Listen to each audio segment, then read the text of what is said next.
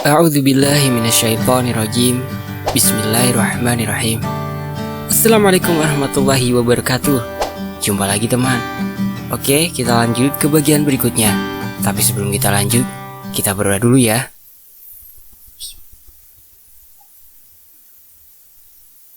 Amin. Oke, kita lanjut.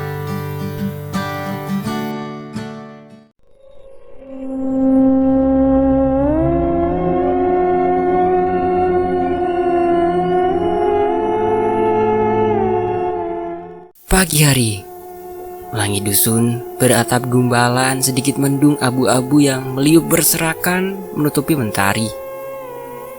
Mbah Suro yang terbiasa jalan kaki pagi itu berjalan dengan tergesa-gesa menuju rumah Pak Ruslan. Sampai di rumah Pak Ruslan, Mbah Suro disambut senyum ceria olehnya. Pak Ruslan segera mengajaknya duduk dan berbincang sejenak, khususnya tentang tata cara ritual di Rondo Kuning yang akan dijalankan.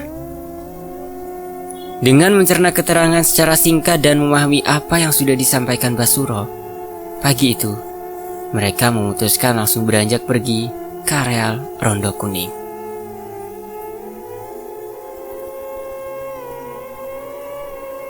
Saat itu juga para tetangga dan sebagian warga dusun sudah siap di depan rumah Pak Ruslan. Dirasa sudah siap, mereka mulai berjalan membawa banyak nampan dan jajanan pasar dengan bantuan para tetangga. Sebagian tetangga dan warga yang ikut berjalan berbaris di belakang Mbah Suro. Pagi itu mereka berjalan beriringan melewati pematang kebun sekitar 20 orang. Pematang kebun pagi itu masih basah oleh embun, tapi kaki mereka tetap melangkah di atas tanah lembek dan basah. Waktu sudah sampai di lokasi Rondo Kuning, semua jajanan pasar dan tumpeng yang begitu banyak ditaruh di samping sumur dengan posisi melingkar. Begitu juga dengan warga yang ikut. Mereka langsung duduk berjongkok mengitari makanan dan jajanan yang telah disediakan. Acara pun dimulai. Mereka yang hadir mengangkat kedua tangannya. Semua yang hadir mengamini doa berbahasa Jawa yang dilantunkan oleh Mbah Suro. Selesai berdoa, mereka serentak mengucap, Amin, ya Rabbal Alamin, kabul kajate. Serentak pula telapak tangan mereka mengusap wajah masing-masing, menandakan rasa syukur akan rizki yang mereka terima. Pagi itu, semua yang hadir langsung memakan sajian yang sudah didoakan. Mereka mengambil sendiri-sendiri nasi dan lauk dari nampan dan menaruh ke daun pisang yang sudah disediakan. Sambil memakan hidangan, mereka mengiringi dengan canda tawa dan keceriaan. Mereka rata-rata berbincang berharap Anto cepat ditemukan. Selesai makan-makan, sebagian orang juga membungkus tumpengnya dengan daun pisang. Saat itu juga Mbah Suro berpesan dan minta tolong kepada yang telah hadir di lokasi Rondo Kuning. Pak, nanti habis asyar saya minta semua membawa alat dapur seadanya, dibawa kemari, yaitu ke tempat Rondo Kuning, bareng sama saya. Nanti ditabu sama-sama, semoga Anto bisa keluar lagi. Nggih Mbah, jawab serentak jamaah yang hadir dengan riuh. Perlahan satu persatu orang-orang yang hadir berangsur-angsur pulang. Tinggallah Pak Ruslan dan Mbah Suro berdua di areal Rondo Kuning. Mereka tetap duduk menghadap sumur peninggalan zaman kerajaan itu. Mbah Suro kali ini mulai berdiam dengan posisi seperti bersemedi menghadap sumur. Sek, ente naon harus neng pinggirku. Aku tak pamit karo Mbok Rondo ben mengkode wangi. Nggih Mbah. Pak Ruslan menuruti apa yang diperintahkan oleh Mbah Suro. Ia tetap di sebelahnya, duduk dengan tenang. Suasana hening di areal itu menambah konsentrasi Mbah Suro untuk bernegosiasi dengan penunggu sumur bekas kerajaan. Untungnya, di sumur Rondo Kuning terkenal dengan penghuni jin yang baik dan cantik-cantik. Tapi di sisi areal Pelolong, penghuninya terkenal bengis dan usil. Sementara Mbak Suro masih terdiam dalam semedinya, bau wangian dupa melati dan bunga kenanga mulai bermunculan di sekeliling sumur tua itu.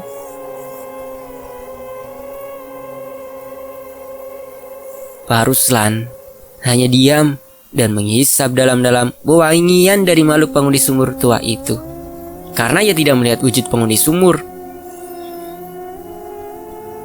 Lokasi yang tadinya lembab kini mulai tergeser oleh angin semilir mulai mengusik mereka duduk berdua.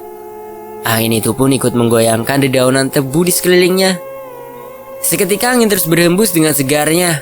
Mata Basuro saat itu juga mulai terbuka. Wes terus, engkau sore merene maneh.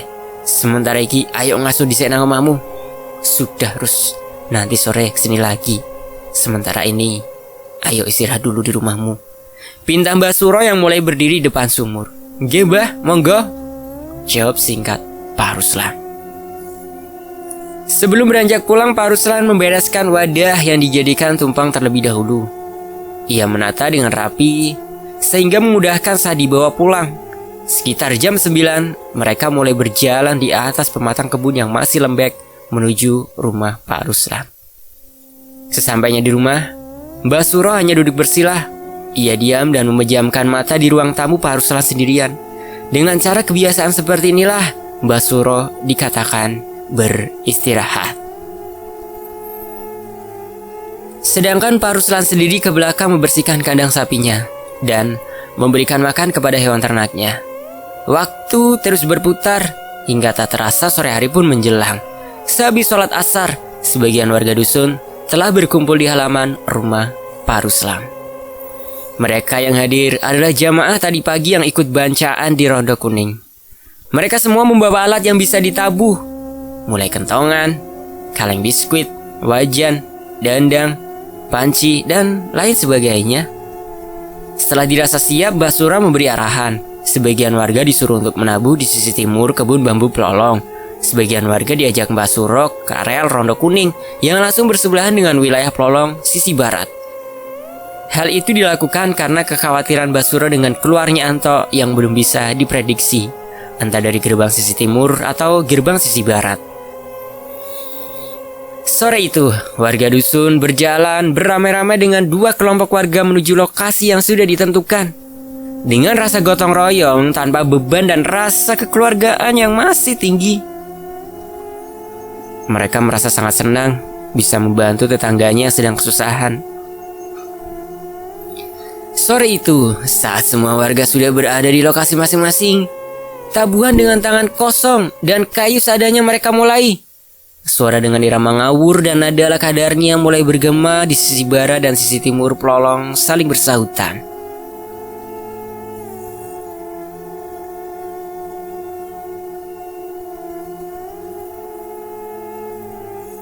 Semakin sore, semakin riuh suara yang dikumandangkan oleh warga.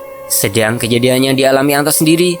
Seingat Anto waktu terjatuh di parit kebun tebu, ia merasa hening saat masih tertelungkup di atas lumpur dalam parit. Tapi, sewaktu ia mulai bangun dan duduk, Anto merasa sudah berada di rumahnya sendiri. Anehnya, waktu dia bangun, tidak ada bekas air, daun tebu dan lumpur sedikit pun di bajunya ataupun di tubuhnya. Waktu itu, ia seolah-olah sudah berada di sekitar rumahnya sendiri. Tepatnya Anto merasa sudah berada di depan teras rumahnya sendiri. Ia duduk termenung, kebingungan, sambil mengingat kejadian yang ia alami. Kok aku senang omah ya? Gumamnya lirih. Saat kebingungan, ia sedang menggaruk kepala untuk meyakinkan keadaannya. Saat itu, dalam suasana masih kebingungan itu, sosok seperti ibunya berjalan keluar dari rumah. Le, ayo mang dhisik, iki wis tak gawe nomi, pinta sosok ibunya. Nggih bu, jawab Anto yang mulai berdiri dan berjalan menuju dalam rumah. Saat itu juga Anto tidak berpikir apapun. Ia hanya berjalan masuk ke dalam rumah mengikuti ibunya dari belakang. Ia melihat mie goreng yang sudah tersedia di meja dapur. Anto hanya diam, memandangi sajian mie instan itu. Dungaren, ibu nggawein aku mie. Ngimpi apa ibu iki mau bengi? Cerutuk Anto yang masih terdiam mematung memandangi mie tersebut. Dan dipangan le, mumpung jangat, teriak ibunya dari dapur belakang. Anto sendiri yang sudah lapar langsung memakan mie tersebut dengan lahap di meja makan. Karena Anto sendiri saat berangkat tadi juga belum makan siang di rumahnya. Ia juga takut kalau tidak menuruti perintah ibunya, pastinya seharian Anto akan menerima kemurkaan dari ibunya.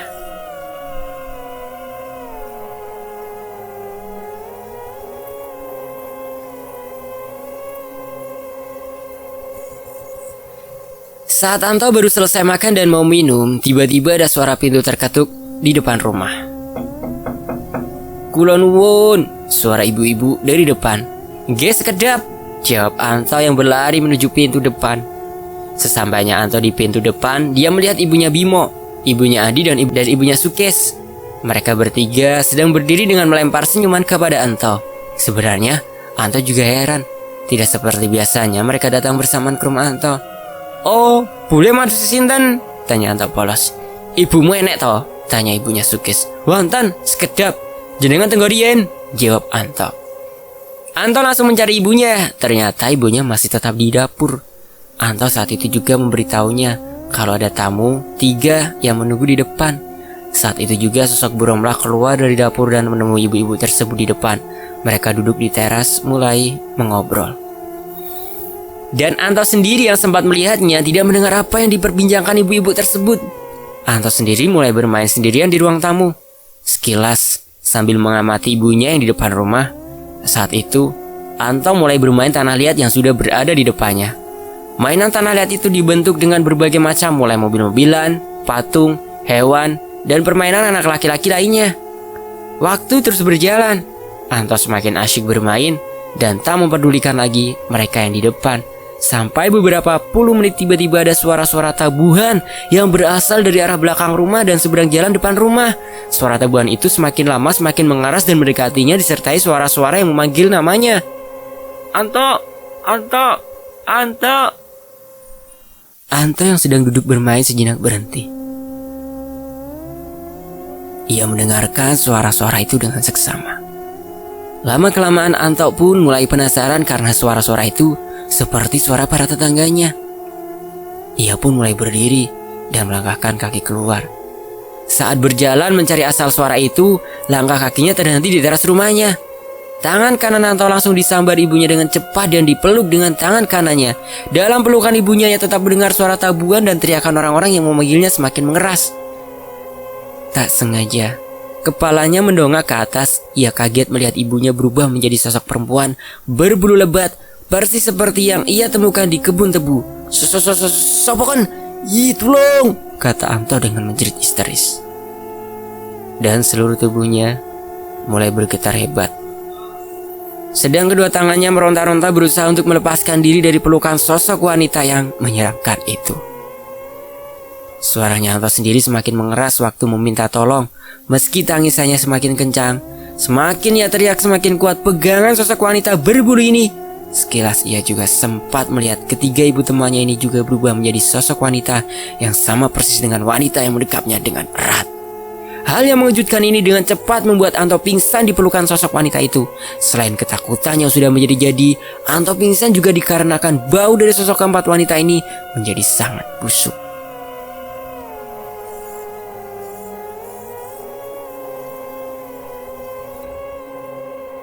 Yang dialami warga Dusun Pelolong sore hari. Sore hari menjelang maghrib, warga dusun masih beramai-ramai memukul peralatan dapur di kebun sebelah barat Pelolong. Kegiatan yang dipimpin Mbah Suro semakin agresif sore itu. Teriakan suara menyebut nama Anto, sahut menyahut tak pernah berhenti dan suara tabuhan dari alat-alat dapur semakin lama semakin dikeraskan. Saat hari semakin gelap, bulu kuduk semua warga yang ikut mulai merinding semua. Mereka mulai diselimuti rasa ketakutan. "Bah, ayo mulai, wedi aku," kata salah seorang warga yang berdiri di pematang tebu bersama warga yang lain. "Sek, terus nona bue, dilungkas podo mudal benit me. Dilingkas podo mudal demi templolong," jawab Mbah Suro dengan tegas untuk menahan warga yang mau kabur. Setelah itu warga yang berada di pematang kebun areal sisi barat Pelolong melihat dengan samar-samar sosok empat wanita berambut panjang. Mereka semua keluar dari celah-celah pohon tebu. Wanita-wanita ini mulai menari-nari keasyikan, berjoget tanpa menghiraukan sekelilingnya dan orang-orang di pematang kebun yang berada jauh di depannya. Mereka berjajar memanjang saat berjoget, dengan berjalan pelan mendekati warga di pematang kebun. Gerak tubuhnya seperti orang lagi mabuk-mabukan. Tangan dan kakinya saling bergerak leluasa menembus daun bambu di tengah kebun tebu yang rimbun. Semakin lama semakin mendekat para wanita ini kepada rombongan para penabuh. "Mbah, piye iki?" kata warga yang sudah gemetar ketakutan dan bersiap lari. "Ngaliyo nang guriku kabeh." Dengan rasa ketakutan yang sudah menjalar di ubun-ubun, semua warga bergeser di belakang Mbah Suro. Mereka sendiri kebanyakan menunduk, tidak mau melihat sosok dari dalam kebun bambu.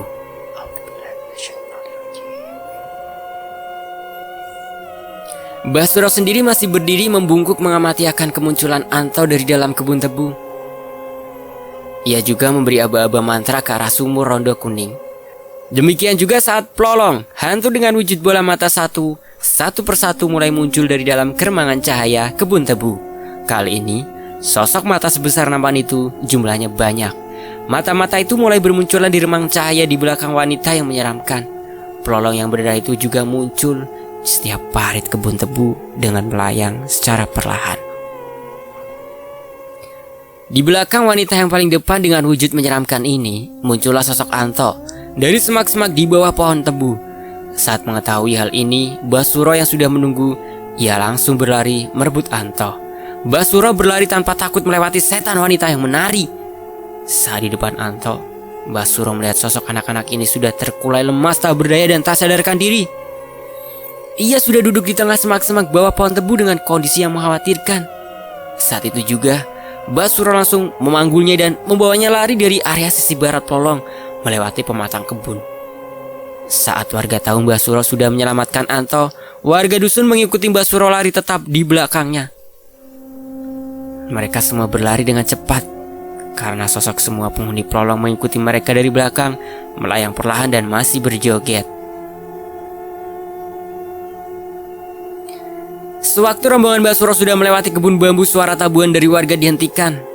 Seketika itu, sosok wanita-wanita yang mengerikan dan Plolong mengetahui tabuhan itu menghilang. Para penghuni Plolong yang tadinya berjoget mengikuti dari belakang sontak tersadar.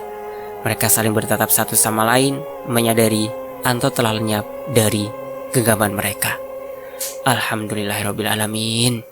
Semua penghuni Plolong yang marah langsung mengejar dengan cepat warga dari belakang. Tapi usaha para penunggu Plolong terhenti di sisi barat sebelum pintu masuk kebun bambu.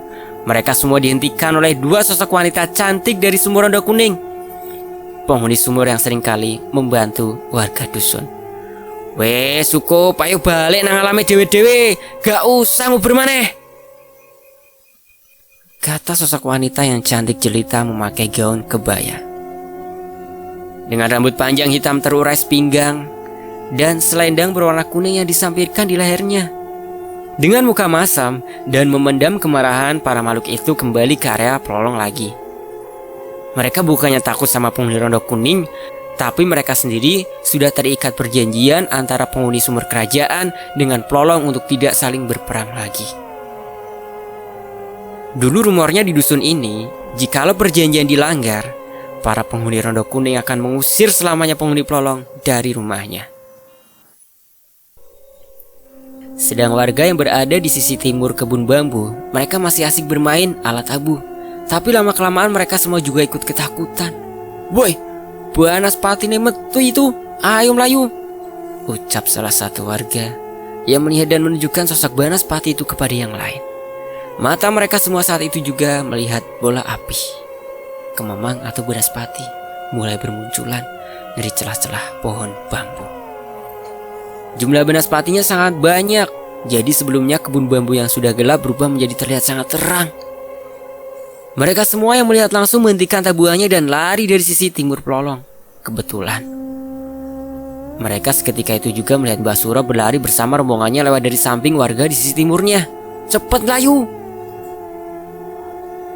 perintah warga yang berada di sisi timur dusun. "Ayo turun aku!" pinta Mbah Suro yang sambil berlari. "Nggih mbah," jawab warga dengan serentak dan ikut berlari. Mereka semua dengan cepat berlari di belakang Mbah Suro. Banaspati sangat banyak itu. Mereka terbang melayang mengikuti warga dusun. Tapi kejaran Banaspati ini juga terhenti. Mereka semua dihentikan oleh sosok wanita penghuni Rondo Kuning yang sudah berada di depannya.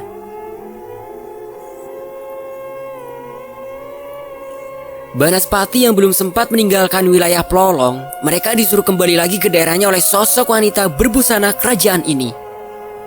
Sosok yang mirip dengan wanita yang menghalau penghuni Plolong di sisi barat.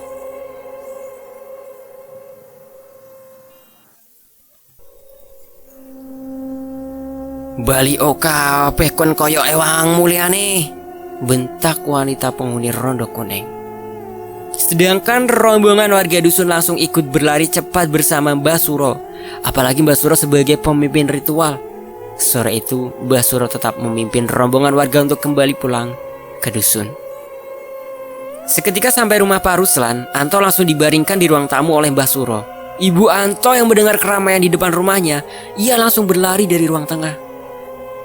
Saat melintas ruang tamu, Bu Romlah melihat anaknya sudah terbaring di ruang tamu. Dengan perasaan sedih, ia langsung memeluk histeris anaknya yang masih terbaring tak sadarkan diri di ranjang bambu. Mbah Suro sendiri yang masih berdiri di sampingnya dengan Pak Ruslan hanya mengamati keadaan Anto. "Bu, supono banyu putih sak gelas," bintang Mbah Suro. "Nggih mbah, sekedap," jawab Bu Romlah. Bu Romlah sendiri langsung menuruti apa yang diperintahkan oleh Mbah Suro. Sesaat kemudian ia sudah membawakan segelas air di dalam rumah. Air yang sudah di tangan Bu Romlah langsung diberikan kepada Mbah Suro. Tangan Mbah Suro yang masih cekatan langsung meraihnya dan membacakan air itu dengan mantra andalanya. Sekian detik, Mbah Suro meminumkan air itu kepada Anto yang masih terbaring belum sadar. Belum sampai air itu masuk ke tenggorokan Anto sudah tersedak. Anto mulai terbangun dan ia didudukan oleh Pak Ruslan. Anto hanya merasa bingung karena ia merasa tidak pindah kemana-mana. Tapi kali ini di rumahnya terlihat ramai oleh banyak orang di luar. "Pak, aku wedi pak," kata Anto yang teringat ibunya yang menjadi sosok yang mengerikan. Pak Ruslan pun menghampirinya dan memeluknya. Mata Anto saat melihat Bu Romlah kembali dibenamkan ke tubuh bapaknya karena takut sosok ibunya berubah kembali menjadi wanita yang menyeramkan. "Ojo wedi le, iki bapakmu karo ibumu asli," kata Mbah Suro yang menemani mereka.